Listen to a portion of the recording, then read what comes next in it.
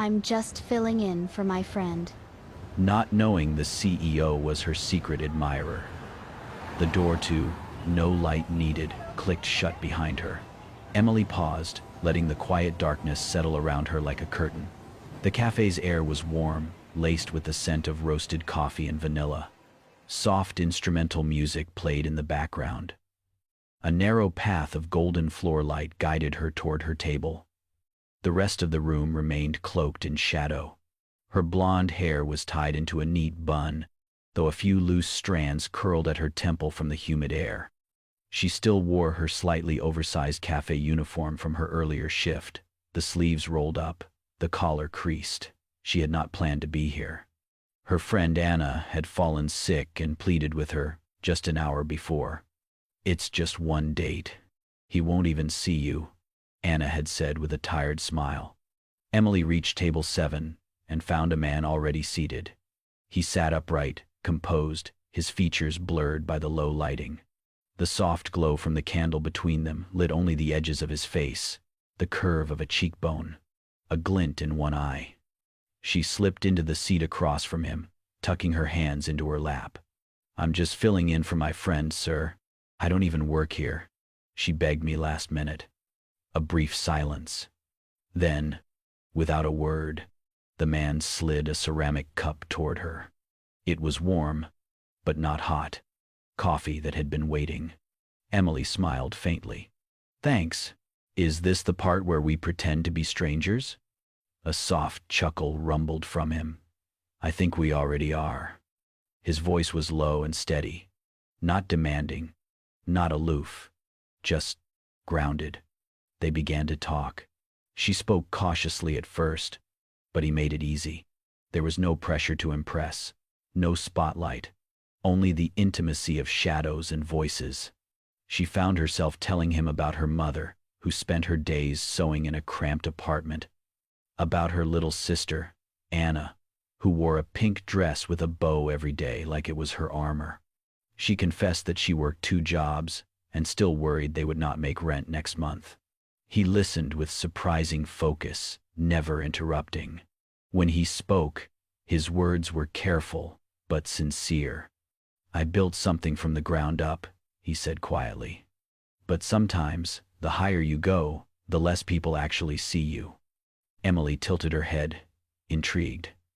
"So, you hide in the dark to be seen?" He chuckled. "Maybe. Or maybe I just wanted to talk to someone who does not know my world. Or care about it," she added, smiling. They laughed. The conversation, slow at first, grew warm, filled with little moments of silence that felt natural, not awkward. They talked about music, childhood fears, what it meant to be brave in small ways. Emily found herself leaning in, drawn by something she could not explain. Not attraction in the usual sense. She could barely see him, but something deeper. Safe. Familiar. As the final bell rang, signaling the end of the evening, he shifted in his seat. She straightened, slightly disappointed that the moment had passed so quickly. He scribbled something on a napkin, then stood and gently placed it in front of her. "I hope you get home safely," he said. And just like that, he was gone. His footsteps soft and deliberate. Emily unfolded the napkin with both hands. "I hope I'll meet you again, with light." Her breath caught. She looked up, but the room was empty. Only the candle remained, flickering quietly between her and the silence he left behind. The apartment was small, just 2 bedrooms, a kitchen barely large enough for a table, and windows that groaned when the wind blew too hard. But Emily had learned to make it feel warm. There were drawings on the fridge, hand-stitched curtains her mother had sewn herself, and the faint smell of cinnamon from the candles Emily lit each evening after work. At 24, Emily's life was not easy, but it was full of love. She carried the weight of their tiny household on her back, not because she had to, but because no one else would. Her mother, once a proud seamstress, now worked hunched over her machine in the corner of the living room, her health deteriorating from years of untreated illness and exhaustion. Emily's younger sister, Anna, was 6 years old and a light in their otherwise dim world. She wore her favorite pink dress with the big satin bow almost every day, a hand-me-down that Emily had repaired more times than she could count. Anna believed it made her look like a princess, and Emily never had the heart to tell her otherwise. Each morning, Emily walked Anna to school before rushing between part-time jobs, babysitting, waitressing, handing out flyers downtown, anything to keep the rent paid and the fridge semi-full. Her blonde hair was usually tied up in a messy bun by noon, her shoes worn thin from standing too long, and her heart tired from pretending everything would be okay. But she smiled anyway, especially in front of Anna. Across the city, in an entirely different world, Alex Sinclair stirred his coffee alone in the penthouse office of Sinclair Creative Group. At 32, he had built his company from scratch, a design and media firm now worth millions, with a team that adored him and investors that respected his every word. Yet none of it ever filled the hollow space inside him. Alex was precise, thoughtful, and brilliantly creative, but rarely seen at social events. After a high-profile breakup years ago, a woman who had loved his status more than his soul, he had retreated from romance entirely. Love, he decided, was something you earned with truth, not with wealth or charm, and truth was hard to come by. One evening, scrolling through social media after a long meeting, Alex came across a video that stopped him cold. It was grainy footage from a shopping mall. A little girl had wandered away from her mother, crying near the escalator. People passed by, indifferent, but one young woman knelt down, took the girl's hand, and stayed with her until help arrived. No dramatic flair, just quiet compassion. Her hair was blonde, tied up hastily. She wore a simple coat and jeans. The angle did not show her face clearly, but her voice, calm and kind, came through as she whispered to the child, "It's okay, sweetie. I'll stay right here with you." The video went viral. Commenters praised the mystery girl, who reminded them that good people still existed. But Emily never knew. She had no social media accounts and barely enough time to check her email, let alone follow viral trends. Alex watched the clip again and again. Not because it was rare, though it was, but because, for the first time in years, something real had broken through his shell. He asked his assistant to find out more, but there were no names, no credits, just a timestamp and location. So, when an opportunity came up at one of his anonymously owned ventures, a small, concept cafe called No Light Needed, he showed up, on a whim. Not knowing what he was hoping to find. Not knowing she would walk in that night, wearing a cafe uniform too big for her and a smile too uncertain for someone so quietly brave. But she did, and he felt something shift. Two lives, one defined by burden, the other by isolation, both longing, in different ways, for something they no longer believed they deserved. The bell above the shop door jingled softly as Emily pushed it open, holding Anna's hand. The morning light filtered through the dusty glass windows of the neighborhood grocery store, casting long shadows across the tiled floor. Anna skipped beside her, humming a tune and twirling the pink ribbon on her dress. Emily smiled down at her, her other hand clutching a short shopping list. Just milk, some bread, and eggs, enough to make it through the next few days. Anna darted ahead, her pink dress swaying as she ran toward the back of the store. "I want to find the milk," she called. "Stay close," Emily said gently, but the little girl had already turned the corner toward the refrigerated section. That was when it happened. A quiet thud, a tiny gasp, and the sound of cartons tumbling to the floor. Emily hurried toward the noise. There, crouched on one knee near the dairy aisle, was a man in a dark coat, helping Anna gather the scattered groceries she had dropped. He spoke softly, his hand steadying her shoulder. "It's all right. No harm done," he said with a warm smile. "Alex." He looked up and saw her. Even in the harsh fluorescent light of the grocery store, Her golden hair caught the glow. She wore a simple sweater and jeans. Her cheeks flushed from the autumn breeze outside. She was more beautiful than he remembered, though he had only seen the faintest outline of her features in that dim cafe. But the voice, the softness in it, was unmistakable. "Are you all right?" Emily asked, kneeling beside Anna and brushing a strand of hair from the little girl's face. "Yes, Mommy," Anna nodded. "I just slipped." Emily turned to Alex. "Thank you. I hope she didn't run into you too hard." "Not at all," Alex replied gently, his eyes still fixed on her.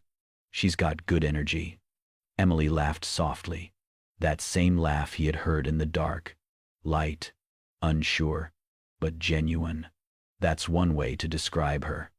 Alex stood, handing her the last carton of milk. Their fingers brushed for a second, fleeting but electric. "I think I've seen you before," he said cautiously, testing the waters. Emily tilted her head. "Maybe. This neighborhood's small." He smiled, but did not press further. Anna, clutching the milk in both arms now, looked up at him thoughtfully. Her big eyes narrowed as if trying to solve a puzzle. Then she asked, voice loud and clear, "Were you the man in the dark room who gave Mommy the cold coffee?" Emily blinked, confused. Alex froze. For a moment, the air between them held its breath. Emily looked down at Anna, puzzled. "What are you talking about, honey?" "The one from your funny date," Anna said simply. "You told Auntie Anna about it. The man who wrote you a napkin note." Alex's heart pounded. Emily's eyes widened slightly. Then she chuckled, waving it off. "Oh, that, just a silly thing. No, sweetie, this isn't him." She turned to Alex, still smiling but slightly embarrassed. "Sorry. Kids and their wild imaginations." He gave a soft, unreadable smile. "No need to apologize. She's got a good memory." Emily thanked him again, took Anna's hand, and turned to leave. Alex watched them walk toward the checkout, the little girl skipping again, her pink dress fluttering, and Emily moving with that quiet strength he now recognized. She did not remember him, but he remembered everything: the candlelight, her voice, the napkin in her hand. As the door swung shut behind them, Alex stayed where he was, holding a basket he no longer needed. He had found her again, and this time, he would not let the light slip away. It began subtly. Alex never approached her, never spoke a word. But he kept appearing, always in the background, always just close enough to see her, never close enough to be seen. At the corner bakery where she worked Saturday mornings, he would order the plain croissant and coffee, taking a seat near the window. From there, he watched as Emily moved behind the counter, tying her apron tighter, brushing a lock of blonde hair behind her ear, laughing with the regulars despite the circles under her eyes. She was a different kind of beautiful, the kind that lived in gestures, not appearances. At the indoor play center where she managed check-ins on Thursdays, Alex would sit on the bench outside the glass wall. Children ran past him in blurs of color and noise, but his eyes never left Emily. She would kneel beside a crying toddler, tie a shoelace, or hand a snack to a child with a shy smile, always kind, always calm. She never noticed him, but he kept coming back. One day, in a small diner where Emily had picked up a lunchtime shift, he saw her serving an older woman and her young daughter. The mother's tired eyes, her frayed coat, the quiet way she counted coins for the bill, it was a scene Alex knew too well. His own mother had done the same when he was a boy. After they left, Alex approached the counter quietly. "Table 4, he said to the cashier, sliding his card forward. "Already paid," she replied. He smiled slightly. "Just refund her and run it on this." The cashier blinked. "She's already gone." "Then let it be a gift," he said, turning before she could ask more. The next time he saw Emily, it was raining. A cold, drenching storm rolled through the city, unexpectedly. Alex had just stepped out of a cab when he saw her on the sidewalk, hunched slightly, shielding Anna with her own coat, while balancing two grocery bags. Her sweater was soaked, and her hair clung to her neck in wet strands. Anna's small pink dress had darkened with rain, the bow limp and dripping. Without thinking, Alex pulled the umbrella from his bag and crossed the street. He said nothing. He simply approached, opened the umbrella above them, and held it there for a moment as Emily looked up, startled. Their eyes met. Just briefly. "Thank you," she started, but he was already stepping away, placing the umbrella in her hand. She turned to call out, but he was gone, disappeared into the misty blur of passing cars and umbrellas. Emily looked down at the umbrella. It was a deep navy blue, with gold trim along the edges. Elegant, unusual. Something about it made her pause. When she arrived home, she shook it dry and noticed something strange. Tucked carefully into the inside rim was a folded piece of paper, a receipt from No Light Needed. Her breath caught. She unfolded it slowly, her hands trembling. The handwriting was the same, elegant, slightly slanted, deliberate. "We've met before. Remember?" Her heart stuttered. She sank into the chair by the window, the storm still tapping softly on the glass. Anna curled up on the couch, hugging a stuffed bear. Emily stared at the note for a long time. She thought about the man in the cafe, his voice, his silence, the way he listened, the way her guard had slipped in that darkness, and how safe it had felt. She had not thought of him since. Or perhaps she had, in quiet moments, when she looked out the window and felt something stir, nameless and soft. Now, that quiet had a shape. A man. She did not know his name, but he knew her favorite coffee. He had seen her on her worst days and still left kindness in his wake. She pressed the receipt to her chest. Somewhere out there, someone remembered her. Not just her face, her. And that changed everything. Emily sat at the kitchen table, the evening light casting golden patterns across the floor. The umbrella rested by the door, still damp from the rain earlier that week. In front of her lay the receipt from No Light Needed. Its ink faded slightly, but the message still clear. "We've met before, remember?" Something had shifted inside her since that note. A question, a pull. She had never felt so seen, and yet so unknown. Curiosity turned to quiet investigation. That night, after Anna had fallen asleep beside their mother on the couch, Emily pulled out her laptop and typed in the cafe name. She scrolled through its website, then clicked through articles about its unique concept, a dating experience built on soul, not sight. Then, something caught her eye. A news article about the cafe's funding. She read the headline twice. Anonymous investment confirmed. Sinclair Creative CEO supports Blind Heart Cafe movement. Sinclair. She clicked again, this time finding a photo. There he was. Alex Sinclair. CEO. Philanthropist. 32. Elusive. Unmarried. Quiet. Her chest tightened. The man from the grocery store. From the rainy street. From the dark cafe. It had been him. She stared at his face on the screen, sharp jawline, steady eyes, the exact same presence she had felt even in the dark. And suddenly, everything made sense. The napkin note, the quiet generosity, the umbrella. It was not a coincidence. He had known. Emily's hand moved to her throat. A swirl of feelings rose. Awe, confusion. A small flicker of something like betrayal. Why had he not said anything? Why follow her silently? Why not speak up when he had the chance? Her mind ran wild with questions. The gap between their worlds widened in her imagination. The suits, the penthouses, the power. And her? Just a girl in a borrowed uniform, living paycheck to paycheck, stitching together hope one shift at a time. Maybe she had been nothing more than a moment of novelty to him, a little experiment in kindness.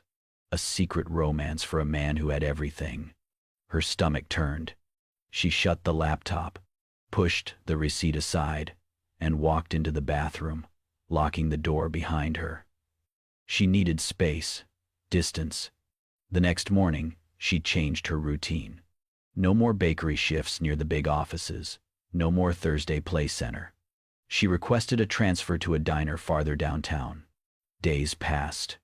She turned away every unfamiliar number that called, deleted every email she did not recognize. She kept to herself, moving through life like a ghost. But Anna noticed. "Mommy, why haven't we seen the umbrella man again?" she asked one night. Her pink dress crumpled as she lay in bed. "I don't know, sweetie," Emily whispered. "Maybe he's busy." "I miss him," Anna mumbled, already drifting off to sleep. So did she. A week later, as she stepped into their apartment, Emily saw something resting on the doormat. An envelope. No name on the front, just a faint watermark of the cafe's logo. Inside was a single sheet of paper, a note, and something else. She unfolded the letter. "I never meant to make you feel watched or small. I never wanted to scare you away. I didn't want to ruin the quiet. The honesty we shared in the dark. I only wanted to know your name. Nothing more." Folded inside was the napkin, the very first one, the one he had given her at the cafe. The ink had blurred slightly, smudged by time or perhaps a thumb pressed too hard. "I hope I'll meet you again," with light. Emily stood there, frozen in the doorway. It was not a business card. It was not an invitation. It was just a memory, returned gently to her hands, and a truth written not with power, but with restraint. She clutched the note to her chest, heart caught between fear and something soft, something brave, something almost like forgiveness. The sound of the sewing machine stopped abruptly. Emily turned from the sink, wiping her hands on a towel, just in time to see her mother slump forward over her work table. The spool of thread rolled to the floor, unraveling as it went. "Mama!" Emily rushed to her side, heart pounding. Her mother was pale, lips trembling, barely conscious. The fabric she had been stitching was soaked with water she had spilled from her cup. Anna, standing nearby in her pink dress, burst into tears. Emily called for an ambulance with shaking hands, her voice cracking as she tried to keep calm. Minutes later, flashing red lights painted the street as the EMTs carried her mother away on a stretcher. At the hospital, everything blurred. Words like exhaustion, untreated condition, possible cardiac episode floated around her like fog. The doctors said she needed to be admitted immediately, run tests, begin treatment. Then came the question she feared most. "Do you have insurance?" the receptionist asked gently. Emily swallowed. "No, but I'll find a way to cover it." She left Anna with a neighbor and spent the next hours rushing from place to place, local clinics, charity offices, even her old boss at the bakery. Everyone was kind, but no one could help fast enough. The costs were too high. The hospital would only hold her mother for another day unless something changed. That night, under the fluorescent light of the hospital hallway, Emily sat on a bench, her head in her hands, exhausted and out of hope. When she returned to the front desk to beg for more time, the nurse looked up at her, confused. "Oh, Miss Carter," she said, "your mother's expenses were taken care of this morning." Emily blinked. "What?" "The full amount," the nurse confirmed. "All of it. Paid anonymously." Emily shook her head slowly. "Who?" The nurse smiled softly, then handed her a folded piece of paper. There was a message left with the payment. Emily opened it. The handwriting was familiar. The little girl in the pink dress once smiled at me in the rain. Her eyes welled up instantly. She clutched the note to her chest as the weight of the moment sank in. She knew. Without a doubt, she knew. Alex. He had been watching, not to intrude, not to control, but to be there when it mattered. She pressed her forehead to the cool wall of the hallway, letting silent tears run down her face. By the time she returned to her mother's room, word had spread through the hospital staff. A few nurses whispered, others smiled as she passed. Within hours, it reached the neighbors who had known Emily's struggle for years. By the next morning, the entire street was buzzing. The man who helped her? He never gave a name, one neighbor said. He just left that note, said another. The girl in the pink dress must have meant something to him. Even the local baker left a loaf of bread on their doorstep with a note that read, "There's still goodness in this world." Emily said nothing publicly. She did not need to. Later that evening, as the sun dipped low behind the rooftops, casting golden shadows over the street, a black car pulled up at the far corner. Alex stepped out silently, his hands in his coat pockets. From across the street, he saw her, standing by the window, holding Anna, who was waving down to the neighbors. Emily's mother lay resting behind them, her breathing steady now. Emily turned her head slowly and looked outside. Their eyes met. He did not move. He simply bowed his head slightly, then stepped back into the car and disappeared down the quiet road. He had given her everything, without asking for anything in return. And in that moment, she knew. Some love stories begin not with flowers, but with umbrellas, silent gestures, and the memory of a pink dress in the rain. The envelope was ivory, thick, and sealed with a delicate gold stamp. Emily stared at it for a long moment before opening it. Inside was a handwritten invitation. Simple, clear. We invite you to room with light. This time, no shadows, just truth. Table 7. 7 p.m., Saturday. Her hands trembled slightly. She had not been back to no light needed since that night in the dark. She had not expected to return, but something in the softness of the words, in the quiet familiarity of Table 7, called to her. When Saturday arrived, she wore a pale blouse, her hair tied back in the same neat bun. Anna had insisted on adding a little pink bow to it. For courage, she had said with a grin. Emily stepped inside, greeted by a hostess who simply smiled and gestured down a softly lit hallway. At the end was a door marked, "Room with Light." She entered, and there he was. For the first time, she saw his face, truly saw it. Alex stood beside the table, hands clasped, looking almost unsure of himself. His suit was simple, his hair slightly tousled, but his eyes, they were exactly as she remembered. Kind, steady, and full of something unspoken. "Hi," he said gently. "Hi," she replied, her voice smaller than she expected. He motioned to the chair. "May I?" She nodded, and they both sat. The room was warm, lit by golden light from overhead fixtures that mimicked late afternoon sun. It felt honest, safe. "I didn't know if you'd come," he said after a pause. "I almost didn't," Emily admitted. "But then I remembered how I felt that night, and I needed to know if it was real." Alex nodded, then leaned forward slightly. "There's something I want to tell you," he said. "Something I've carried with me for a long time." She waited.